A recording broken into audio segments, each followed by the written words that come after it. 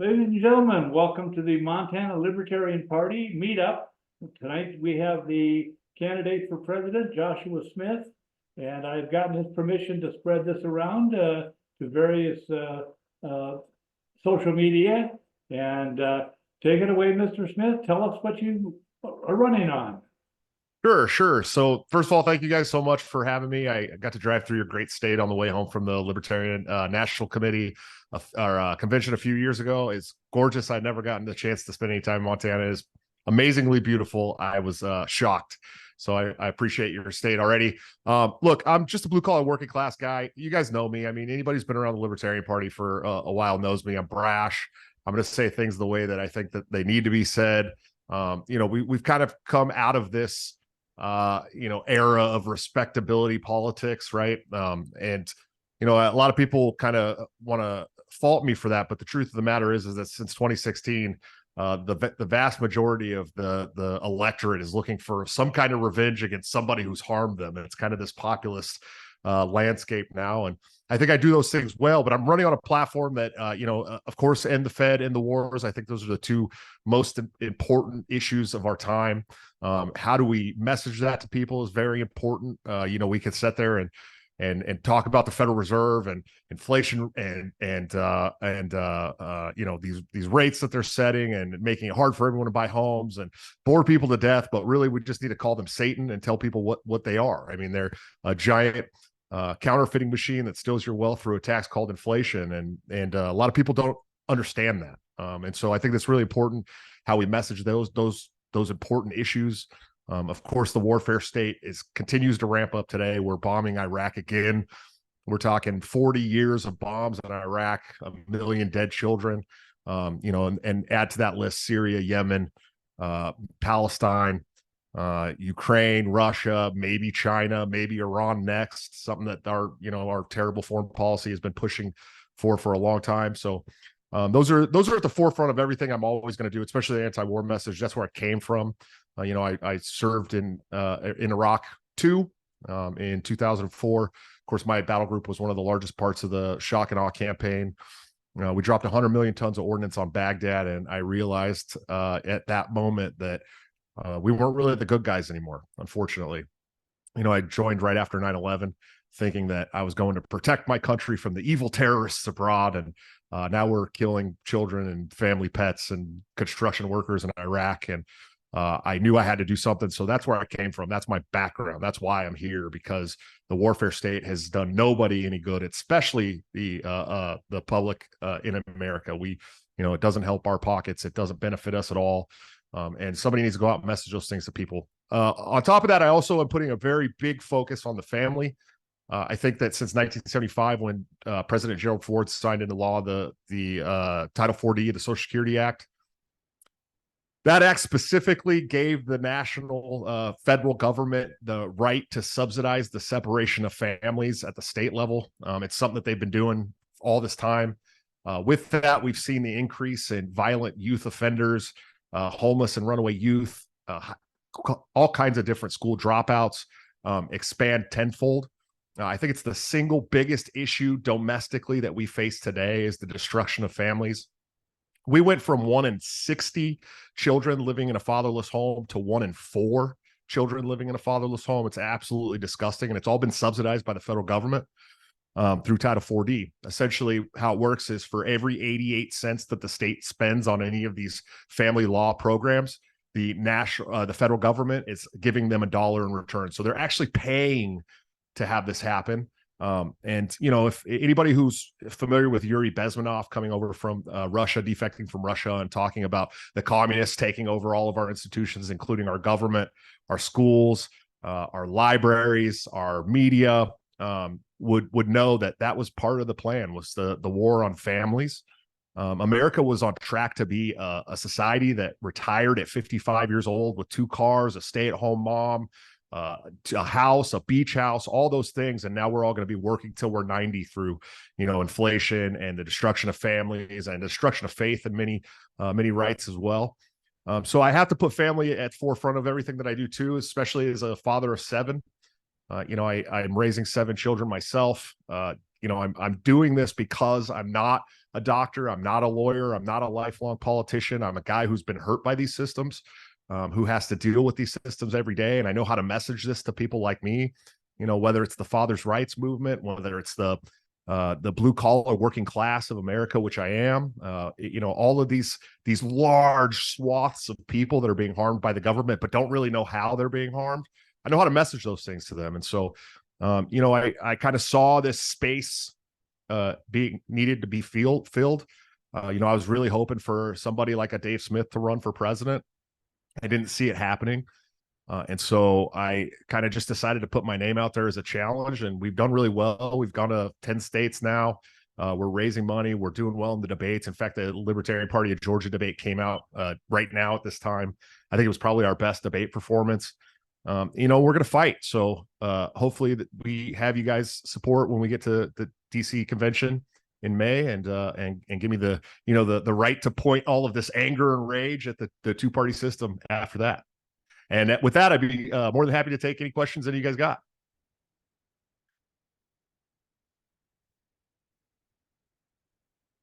If you have any questions. Don't everybody speak at once. Yeah. Actually, you're all muted. I'll ask you one real quick. You said the Georgia debate, is that out yet anywhere? I looked for it today. It came out at 6 o'clock your guys' time, so it literally 8 minutes ago it went live. So that's why I didn't find it. Okay. Yeah, I was waiting too. So Jake Reed, the guy who recorded and did all the audio for the debate, is like a really, really good video guy, and so he was actually like editing it, making it all look nice and doing all those things, and actually really surprising that he got it done as fast as he did. He was not supposed to have it out till like Thursday or Friday, so I'm happy that it's out, and I'll definitely be rewatching it after this. There's some pretty great stuff in there. And then I don't know if you guys know, but Toad from Tower Power Hour was also in that debate, and he got really lively, took his shoes off as soon as he got on stage. It was pretty wild, but it was a fun debate. I think, it kind of got everybody out of their comfort zones. Of course, Chase Oliver was screaming the F word, which I thought was pretty wild. And, I at one point, Jacob Hornberger was calling the moderators McCarthyist inquisitors, and it got pretty wild. So it was like a 3-hour debate. It's really long. So you guys definitely want to check that one out. There was a lot of information in there. I saw the South Carolina one back in November. That was fun. That was a fun one as well. Is it on YouTube or is it on the Georgia LP? Sounds like it'll be on all. So they posted that it will be on all platforms, especially Rumble. I don't know what that means, but especially Rumble, they said. So.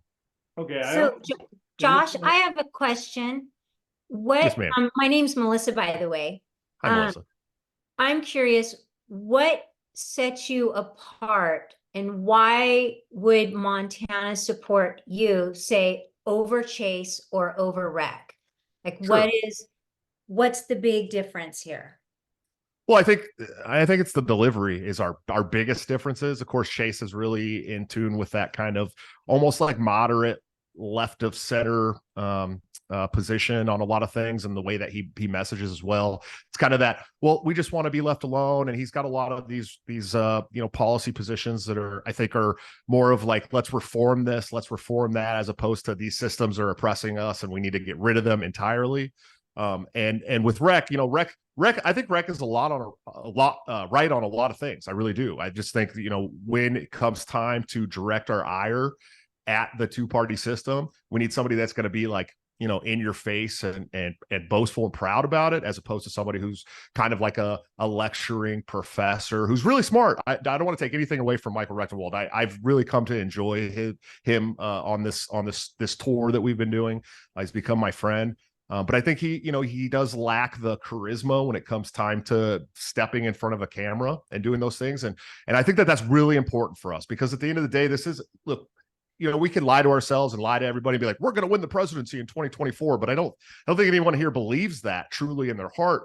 But what I do believe is that whoever gets that nomination has the opportunity to do a 50-state media tour. And we need somebody that's going to be really good in media. And so I just think that I have what it takes to do those things. I've been doing those things for the last 6 years. I'll be going back on Timcast for the 3rd time on Monday. We're working on Patrick Bet David. We've been emailing back and forth. We're probably going to get on Joe Rogan. We're doing all the things that I wanted to see out of a candidate. That's how I wanted to run this campaign, is like, okay, what do I want to see out of a candidate if a Dave Smith was to run, or any of these big name figures, even like a Larry Sharp or any of those guys were to run, what would I want to see out of those people? And it's somebody who's going to do well in the media. It's someone who's going to go out and fight to get into those media positions. And I think that I have what it takes to do those things. And I think that's really what sets me apart outside of the normal like cultural aspect as well. I'm like I said, I'm just a blue collar working class guy who's been harmed by these systems. I know I've been working in politics since 2007 when I, campaigned for Ron Paul the first time.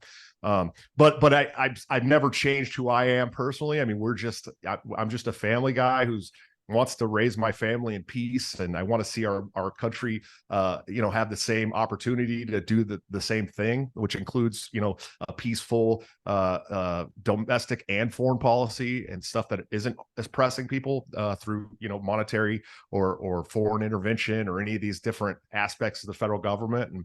And so I think I having that that, I guess you could call it like my own personal life experience. I think I'm able to connect with those type of people a little bit better than either one of them or anybody else in the race, except for maybe Mr. Toad. So did that answer your question? Yes, absolutely. Okay. Thank you. All right. No problem. Joshua, this is Carson Rosander. Hey, Carson. We met in Reno, and Yeah. I've known who you are through the Liberty Movement. I voted for you to be vice chair, which you didn't complete your term, and I was Right. disappointed about that. And I was wondering if you'd expound on the events surrounding that. Sure, I'd be happy to do it. I've done it several times in the public, and there was a time where I wasn't willing to expand on it at more than my resignation letter, and the reason why was because there was people that I respect greatly that I felt like would also be hurt by me expanding on those things. But I've come to realize a lot more information after my resignation that made me less apt to like protect people, I guess you could say. But essentially what it was we did this, this fight to take over the Libertarian Party for years, right? I mean, I started that, with the IMS, the Mises Caucus in 2017 as the national chairman candidate. I spent 2 years on 2 different boards with chairs who, I was basically at odds with. I had to sit across from Nicholas Sarwark for 2 years, who I wasn't a fan of, and people know that we don't like each other. Of course, I've learned a lot from him as well, if you could believe that. But it was hard dealing with that board, and then of course the board after that, where they kind of started trying to go rogue. Joe Bishop Henchman was trying to take state affiliates away from states. I was able to prove that. I was able to get Joe Bishop Henchman to resign by making a motion to have him release all of his email correspondence. And he started a motion to remove Karen Ann Harlos and resign the next day after deleting all of his emails. So I had gone through all this rigmarole, this terrible stuff to try and get this LNC like wrestled away from the people that I thought were doing harm. And day one of Reno, after Reno, it kind of just seemed like all the wind and the sails were gone. And then I was getting membership phone calls after a couple of weeks and a month or so from people asking me, why aren't you doing anything? Why aren't you doing anything? Why aren't you doing this? Why aren't you doing that? I said, well, who's telling you that I'm not doing anything?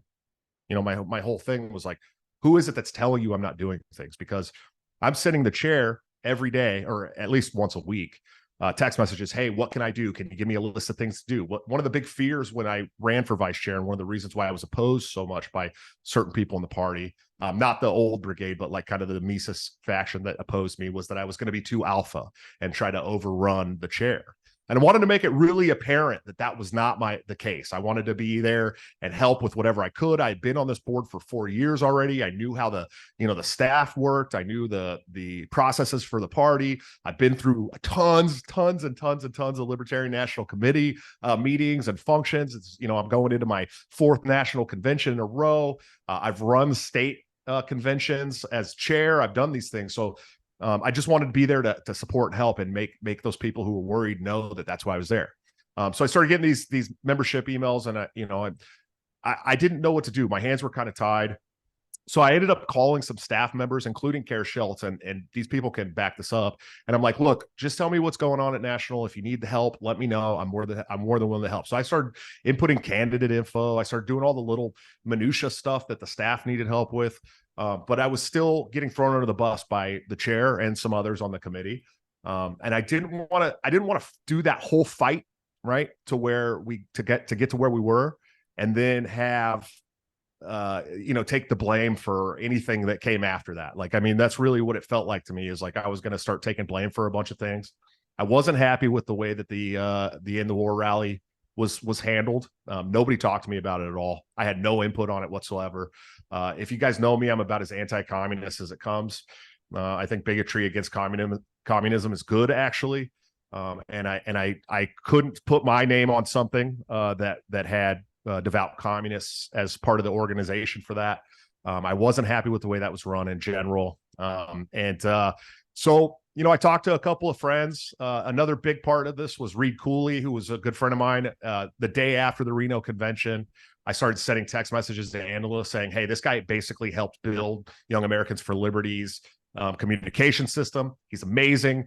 He can get it done for us. We need to hire him. He needs to be the guy. We got him hired. He was telling me within 3 weeks he was handcuffed. He wasn't able to run the show the way he needed to run it. And he resigned over a lot of this stuff as well. And so it was that was like the last straw for me. I was unhappy. I felt like I could do more with my state party or, in my local community than being on a national committee that really just wasn't getting things done and kind of looking for people to blame. And I didn't want to be the guy that was taking the blame. So I resigned. And anybody who's known me for a length of time, like, at least since the last term prior to this term, knows that wasn't an easy decision for me. I put a lot on the line to get on that board several times. I've traveled around the country to 49 states. I sacrificed places to live, jobs, money, a girlfriend, like everything to try and get us to that point.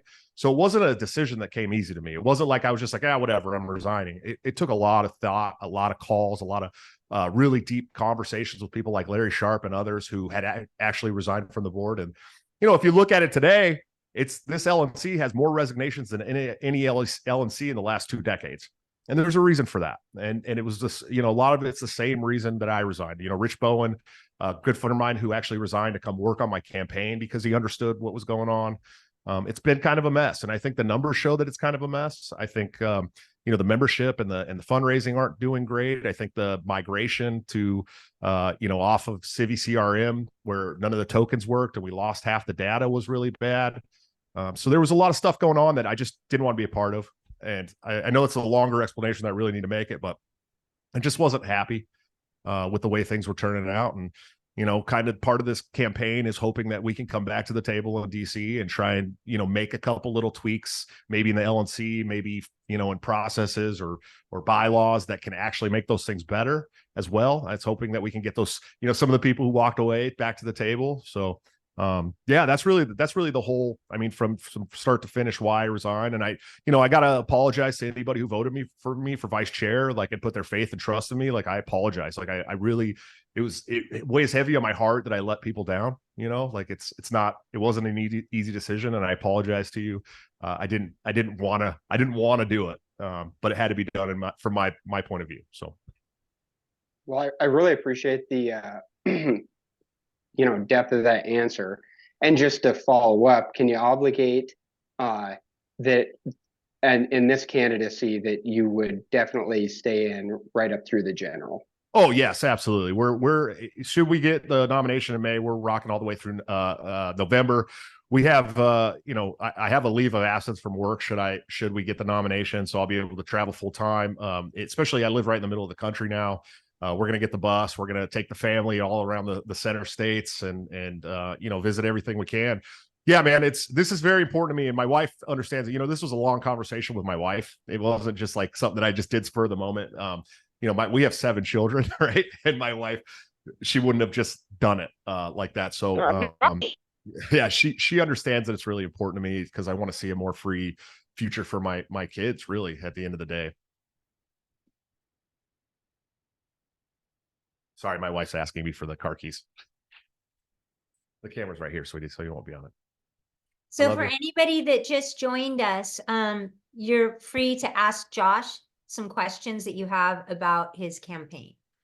Yeah, anybody's got questions. Dave, thank you so much for the thoughtful question. I know it's something that's on a lot of people's minds, and I'm more than happy to address it anytime, definitely. Anybody else? Hey, Josh. Louis Salina, Cascade County Libertarian Party. How you doing, man? I'm doing all right, Louis. How are you? Oh, not too bad. So in general, I would like to see you get the nomination because the messaging, that kind of messaging is what works for someone like me. It is not necessarily the kind of messaging that works for everyone, I've noticed in the party. And I guess what as far as more mainstream media exposure, what do the opportunities look like that for if you get the nomination and kind of are able to head out? We're not gonna no Aleppo moment or anything like that, right? No, I already had my Aleppo moment on Timcast, believe it or not. Hilarious enough. We were talking about Aleppo, and I was like, yeah, you know, the capital of Syria. And then he's like, actually, Damascus is the capital of Syria. And I knew that, but it was hilarious because Aleppo is actually the capital of the government in Syria, which was on my mind, what we were thinking about. So it was technically right, but not actually right. So I already had my Aleppo moment on Timcast, but no. So you know, I'm not perfect on everything, you know, but I Sure. can tell you that foreign policy is my thing. That's what I'm good at. It's, you know, this is what I care the most about outside of my family, of course. I think it's one of the most harmful things to the United States today. And so we're going to talk about those things. But as far as like, you know, mainstream media coverage, you know, as any libertarian candidate prior to me will tell you, including Gary, it's not easy to get in the mainstream media. It's very, very hard. But I do have, you know, Cat Timp on speed dial, and we do have the opportunity to get on Greg Gutfeld and some of these Fox shows. And, you know, so it's not something that out of the realm of possibility that we will get like regular time on some of these shows. And that's something that we're pushing for now, that we can start doing now. It's hard when you're not the nominee. That's also the hardest part, right? Like these especially these partisan organizations, a lot of these mainstream media corporations are already like partisan, right? They don't want to hear from you until you're the nominee, you know? And so I've always kind of had a problem with May being the time we choose our nominee. I've always thought we should choose our nominee earlier. I know there's some bylaws that make that hard to do, but I always try to let the delegates know that like at some point you should probably change this nomination process to a little bit earlier. Maybe every 4 years we have our convention in January or something. I know it's hard for people to travel in January, but we're going to fight to get in those into those media aspects. I think that's absolutely important for anybody who gets the nomination. We've got to get more mainstream media, but I think that, you know, people want a media presence that's like exciting and bring something to the table as well. They don't just want you to come on and drone on and on and on about, you know, cutting Social Security, right, or how bad the education system is. They want somebody who's going to bring what people want to watch. And I think we have the most unique like position to do that currently. Especially, you know, this is my third time being invited back to Timcast, which is like the third or fourth largest alternative media outfit in the country. I mean, this guy's making $50,000 a show. Okay. So it's a pretty big deal to go on there. You're millions and millions of viewers. So, you know, I think that we're definitely set in the most unique way to do those things. And, you know, some of the other candidates may disagree, but I just have to say from like, you know, current like media that's been done, we definitely have the biggest playlist, I'd say. So, and of course we're going to use my show too, which isn't the biggest show, but you know, we did 1 million downloads in the first year of existence. I think we're doing okay. And we're definitely going to use my show to push the message as much as possible as well. Sure, fair enough. I saw that episode of Timcast, I'm sure, and I don't even remember that because I've seen you when you were on there for sure. So it was not a big Aleppo moment. Been on there twice, yeah, absolutely. And then we'll be, like I said, we'll be back on Monday evening. So if you guys want to check it out, I'd ask you to, because I'm probably going to be more fireworks because he keeps telling people don't talk about Trump's warp speed, and I'm going to bring it up first thing. So good. Now I was going to comment on the fact I just finally caught your show today, which was the show from yesterday, which was Mike Trematt was on it, and that that was a great show. Yeah, it was.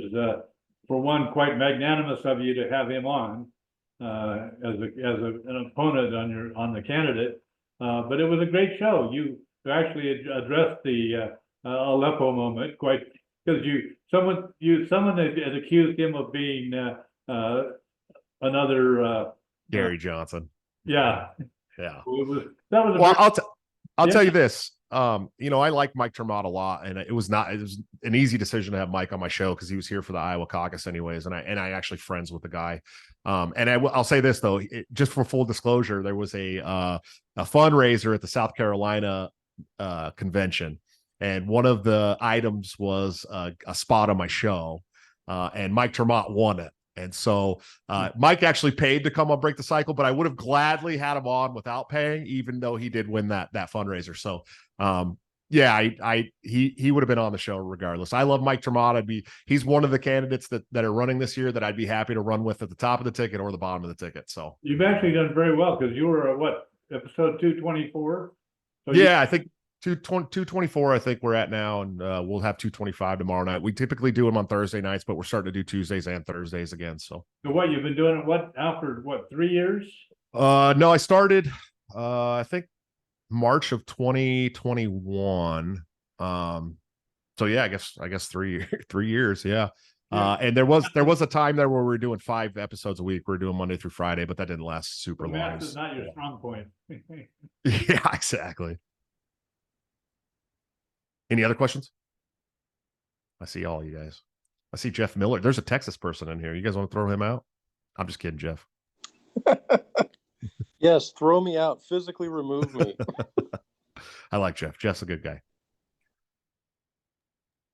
Come on, everyone, ask some hard questions. This guy's got an ANCAP flag. I know you got some questions for me, buddy. I got a question that came up to me the other day, just something that I hadn't thought about. We actually sat down with one of the Democrat candidates here, Kevin Ham, and he started talking about common carriers. What would be the good libertarian approach to common carriers such as internet, etc.? I mean, he brought up how many times are you going to overbuild the internet? Just something that I had not necessarily thought about and like to hear a good answer on.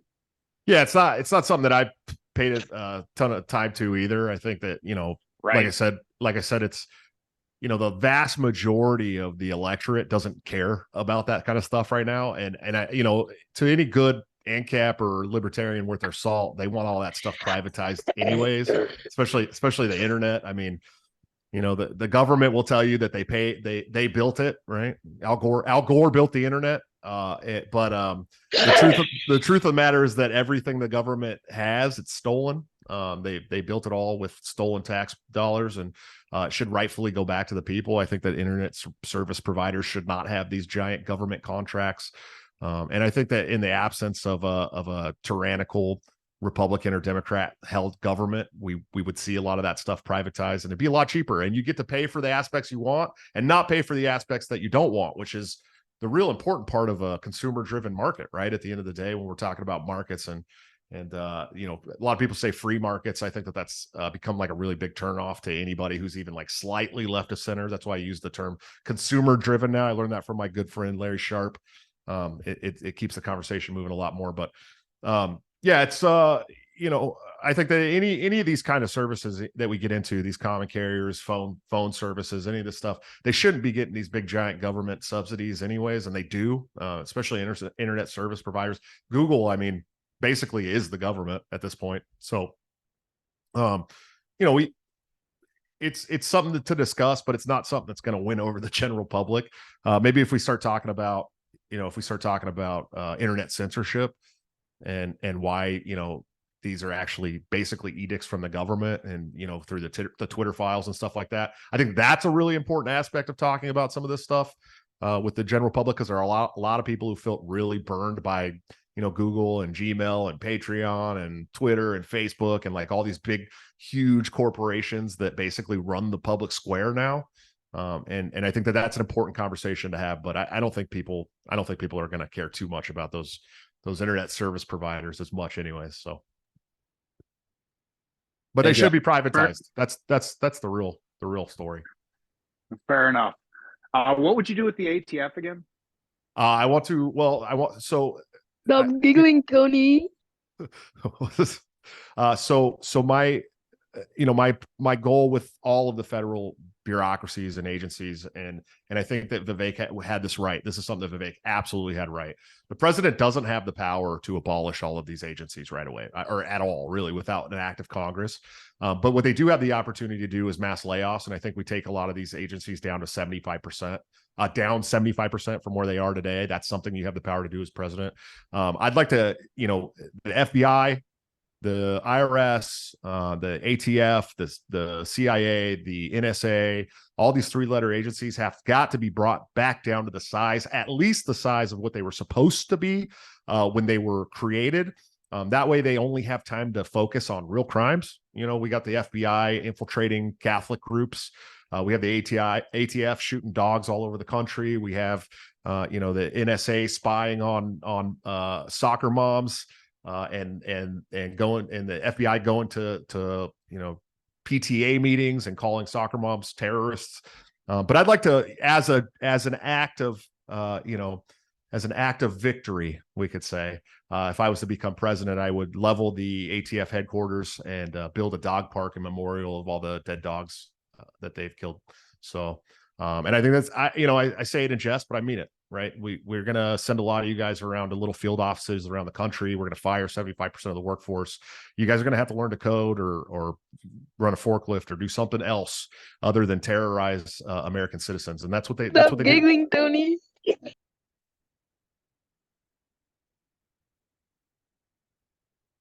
Anybody else? Yeah, Josh, I definitely agree with the strategy that we need to focus on issues that Americans care about. For too long, libertarians have cared about issues like prostitution above issues like war. And an issue that we asked Hornberger about last week was immigration and what's going on in Texas.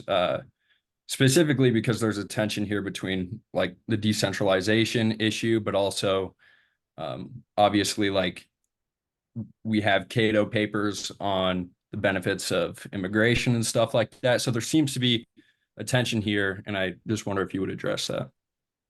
Yeah, absolutely. And this issue sucks for libertarians because it's such a huge dividing wedge issue between people like me, maybe, and people like Hornberger, right? Where Hornberger is absolutely the most open borders possibly today you could be. I've kind of evolved in my position. I used to be a very open borders libertarian as well. I've come to this kind of conclusion that, if we're running to govern a society that, the vast majority, and democracy sucks too, right? Democracy is just terrible. It's given us what we have today. But if we're running in a democracy to try and govern, people of America, and the vast majority of those people want some kind of security when it comes to, terrorism or Ebola or any of these things that could actually cross through the border, we have to kind of take a step back from I'm the smartest guy in the room and I know better than everybody else stance, because that's what we are as libertarians. A lot of times we're way more in tune with talking than we are with listening, because we're so well read and we've read all the economists, and Murray Rothbard was my grandfather, and so and I think that there is a real problem at our border. 6 million people crossed last year just in the Texas border, from what I understand. That's a crisis, and a crisis that we're showing today we can't handle as a society. We have whole hospital wings cleared out, and refugees and immigrants sleeping in hospitals. We're handing out cell phones. We're handing out all kinds of different welfare programs, food, and that's coming off the taxpayers' dime. And so, when I start talking about the 10th Amendment, which I'm a firm believer in the 10th Amendment, full stop. There's no argument to be made there for me. Nothing's going to change my mind when it comes to the 10th Amendment. I think that, states have the right to set their own border policy. There is nothing in the Constitution whatsoever that gives the federal government the right to tell a state that they have to let anybody they want into their state.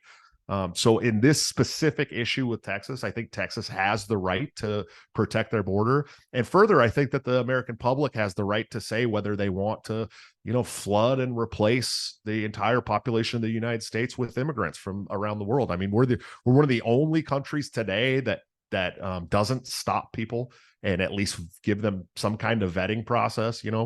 And I think that it's caused a real humanitarian crisis at the border. And, you know, Jacob and a lot of these left-wing outlets are constantly talking about, you know, oh, people are drowning at the border and all this. But what they're talking about is that they're drowning at the border because the border's open and the people know they can just come and cross the Rio Grande and come on it. And so, like, you know, if we could get it back to at least some type of Ellis Island style immigration where, you know, there is some kind of vetting, we are making sure we're not just letting people in here that want to hurt us. They're doing interviews down at the border right now. Of course, a lot of it's right-wing media, but there's other media outlets that are doing it as well, where people are flat out saying, yes, I'm a terrorist, and if you let me in the country, it's going to be really bad. How do we stop that if we don't have some kind of national border system? And I think, you know, until we get this down to a privatized society, which isn't going to happen probably in my lifetime, that private borders argument doesn't work. And I think that it's important. I think that's important that people are allowed to allow who they want on their own property. And I think that maybe if you had some kind of, you know, sponsorship program where, you know, like, oh, my friend from France wants to come and live here. Well, that's fine. That's your property. You're paying for your communal property through this, you know, terrible taxes. And, you know, then I think that's an argument that could be made. But I think that the open borders thing, for one, it's wildly unpopular with the right and the left to some extent, especially the progressive Democrat left, maybe not so much the far left wing, these ANCOMs and stuff, but it's a wildly unpopular argument that makes us just kind of afterthought in politics. And I think that that's something that we need to address as a party and as candidates. And I think that, you know, having some kind of stance where you're like, look, I understand that even as a libertarian who wants no government, that's my North Star. If I had the Murray Rothbard button, I'd push the Murray Rothbard button tomorrow. But as a candidate who's running to govern the vast majority of people in the United States, were I to win, I have to be able to say, like, yeah, man, we're not just going to let people who want to hurt you come over here and hurt you. So I disagree with Hornberger on that sentiment. I agree with Hornberger on a ton of other stuff. But though that specific statement issue, I think that we need to have some kind of vetting process, and we need to make sure that people aren't coming in to hurt Americans that we have promised to protect. So.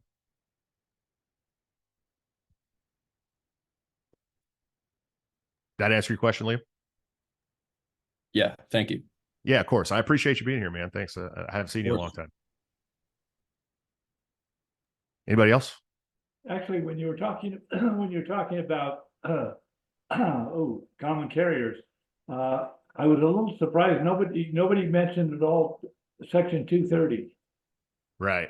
Yeah, that's an old thought. We don't even talk about that anymore. I know. So is your opinion on 230? I don't have much of an opinion on it anymore. Honestly, I probably made like 3 Twitter posts about it and just forgot about it. I think everybody kind of forgot about it. I think that Tony, what you're smiling about? I haven't come up a lot lately at all. I see you laughing, Tony. Well, I think the issue was that everybody thought that it was going to be What's so funny? End of life as we know it, right? Like this is it, it's over. And when that didn't happen, everybody's like, oh, it wasn't so bad. And so I think that's what it was. I think that's all it was. We did the same thing with Y2K and a lot of other issues where people are like, this is going to be the end of life as we know it. The Civil War will start tomorrow. Everyone's going to die. We can't pay for the internet anymore. They split up all these services. And then when it doesn't happen, people just kind of go back to living life normally. And I think that's really what the big issue was there.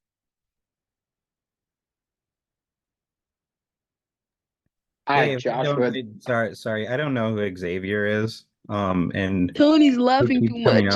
So I'm not sure if anyone else knows who they are. Otherwise, stop laughing, Tony. No, yeah, I agree. Dave, maybe Melissa sent me the link. Remove him from. I think you can permanently Melissa mute somebody too. Yeah, can you mute him, Dave?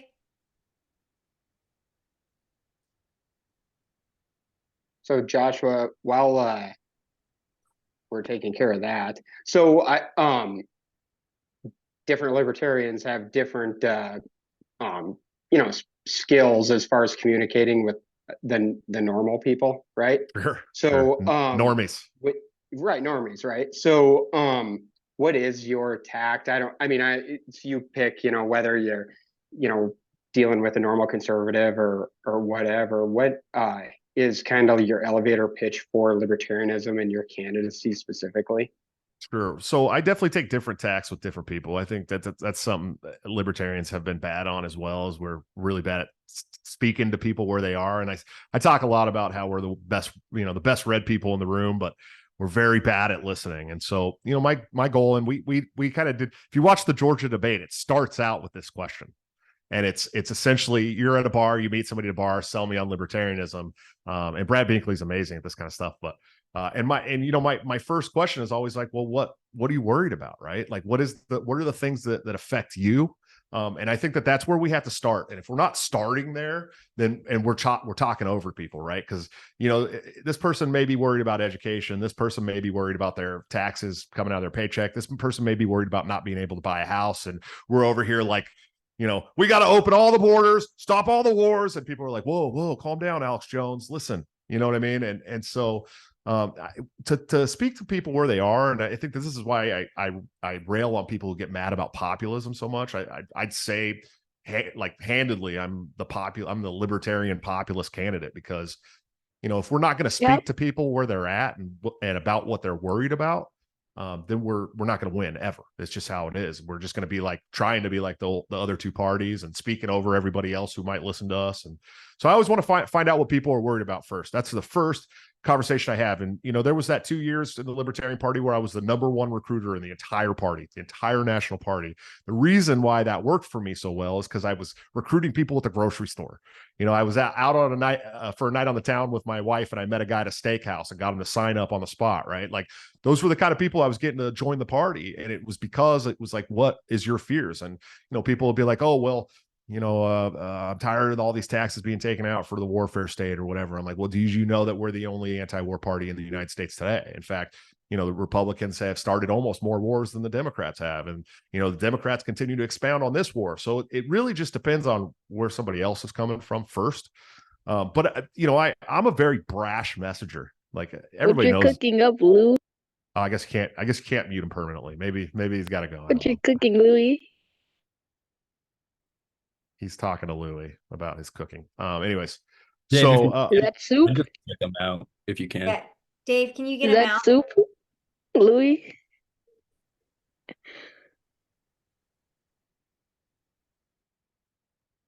oh, you know what? Can you guys just give me like 2 seconds? I got a 6 baby who's crying. I'm just gonna grab him. I'll be right back. Yes, that'll Okay. give us time to take care of this. Sorry, my wife took off and to pick up our daughter from dancing, and this little guy's sick, and he's usually asleep by now. But Liam's not there anymore. Oh, yeah, yes, he is. all right. Can you guys hear me? Yes. You okay? Yes, loud and clear. This is Rocco. Say hi, Rocco. So where were we? Populism. Sorry. I think that I'm the libertarian populist candidate because I do speak to people's fears. I think that I'm not afraid to message in a brash way to people who are worried about the way the public's going, whether it be socially, economically, or culturally. And that's really important right now. And I think that, sorry, I had to go running upstairs, so I'm out of breath. I think that Trump really proved that in 2016 and kind of changed the political landscape forever. He was the populist guy. He was the guy that was, speaking to everybody's fears about, the immigration crisis and, the swamp and all these things. And so I've had, I've kind of learned how to message in that light. So I hope that answered your question. Sorry, the savior person's still here. How about you? Okay. Who's Hey, Louis? Liam, are you the moderator yet? I'm invisible. No, I don't think Dave knows how to transfer it over. I see Tony laughing. Hey, Xavier, can you be respectful, please? I'm sorry. I'd really appreciate it, okay?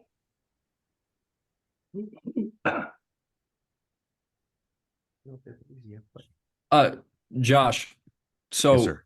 I do think I definitely agree that we have to meet people where they're at, but as we continue to escalate these conflicts, I've come to a position where I really think we need to educate people on why foreign policy is and should be one of the most important issues, because frankly, like when people rank foreign policy in all the polls, it's at like dead last. They It's care always about, sad. It's always yeah. sad. I don't know why. So I wonder, can you just expand on the wars and maybe talk about foreign policy, how you would to the average American if they were wondering about your position on it? Sure, and I do this, I do this frequently, whether it's on my show or in public or to other people as well. And I agree with you there. I do want to make it clear that I agree that foreign policy, even if it's not where someone's at some point in the conversation, it's got to come up because it is really it's the driving factor behind a lot of the ills of society in today. And I think that, when I talk to the left, I say this all the time to people, especially on my flight home from Georgia this weekend, from the Georgia debate. I actually had this conversation with somebody from Iowa who was flying home to Iowa, who's kind of on the left, an educator, these kind of things. And she was talking to me, and we, my campaign got brought up and the LP and all this stuff. And, I told her, I said, look, you guys are really worried about like education, like free education and free healthcare. And like, of course, as libertarians, we don't believe that stuff should be taxpayer funded, but would be a lot more amenable to that kind of stuff should we not be spending a third of our national budget on the warfare state. And I got into a discussion with her, which was kind of cool, about these military industrial complex contractors like Raytheon and Boeing, and how these people want us in perpetual war because it's how they make all their money. And when I got into this conversation about the 1% and how I told her this 1% that you're worried about are really these big giant corporations that continue to like keep us in perpetual war all the time so that they can get paid. And she sent me a message today. In fact, I was really actually kind of surprised, but let's see, I'll read it to you. She said, just wanted to say it was great meeting you and chatting on the plane Sunday. Good luck with your politics adventure. You did a fantastic job just telling me about stuff instead of forcing an opinion on me. I appreciated that. God bless.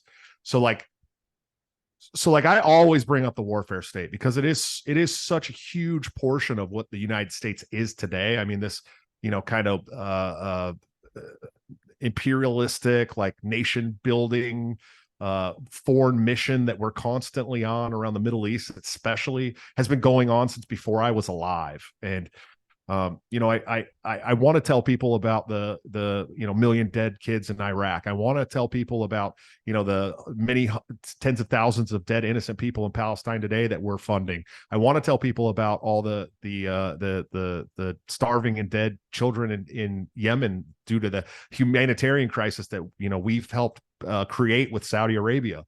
These are all things that I do talk about, and I'm always going to talk about, no matter what. And I think that it is very, very important that that's in the conversation, no matter what it is. But I think if we just, I think the problem with libertarians, is we spend a lot of time in our own bubble. And anybody who's a libertarian is going to tell you that. We spend a lot of time, especially online, talking to libertarians.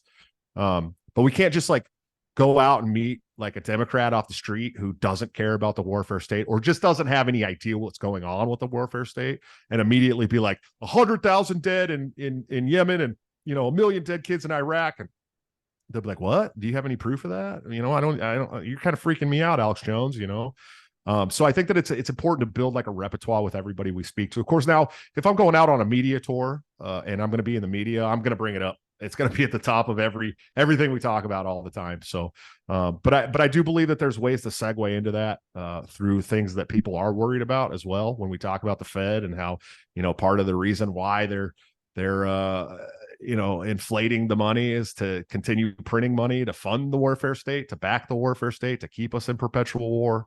When we talk about, the cost of living and education and healthcare and all these things. And, it's always important to come back to the warfare state and how that's helping to prop up all these prices, increase and drive these unlivable wages and all this stuff. I think it's important to always come back to that. And I'm always going to. So I hope that answers your question. Yeah, very much. I appreciate it. Yeah, of course, man. You doing okay, bro? Anybody else? He's a good boy, I swear. He's being fine. They know what causes death.